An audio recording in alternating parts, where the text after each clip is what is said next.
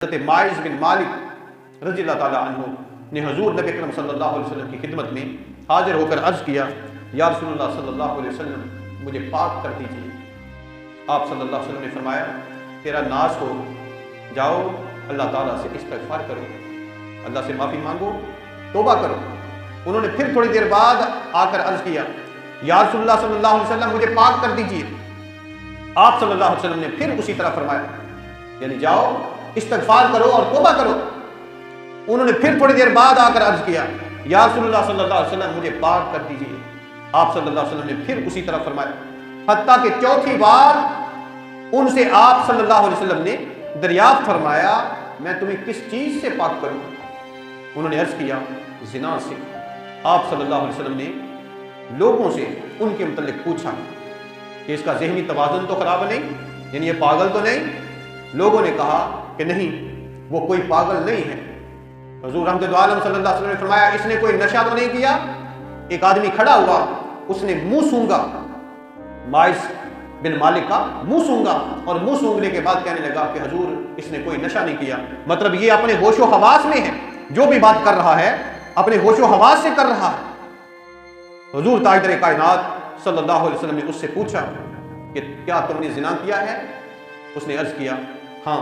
پھر آپ صلی اللہ علیہ وسلم نے انہیں رجم کرنے کا حکم دیا، یعنی پتھر مارنے کا، تو ان کو پتھر مارے جائیں۔ اس کے بعد حضرت ماعز کے متعلق پس انہیں رجم کر دیا۔ اس کے بعد حضرت ماعز رضی اللہ تعالیٰ عنہ کے متعلق دو گروہ بن گئے لوگوں کے۔ ایک گروہ کہنے لگا، ایک گروہ ماعز کے متعلق کہنے لگا کہ یہ ہلاک ہو گئے، ماعز ہلاک ہو گئے، اس کے گناہ نے اسے گھیر لیا۔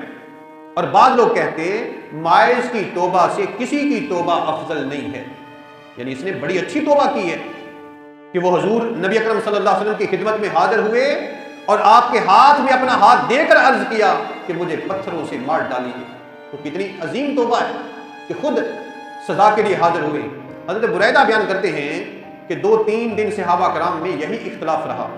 پھر ایک دن حضور نبی اکرم صلی اللہ علیہ وسلم تشریف لائے، درآ حالی کہ صحابہ کرام بیٹھے ہوئے تھے۔ آپ صلی اللہ علیہ وسلم سلام کرنے کے بعد تشریف فرما ہوئے اور فرمایا، ماعز بن مالک کے لیے استغفار کرو۔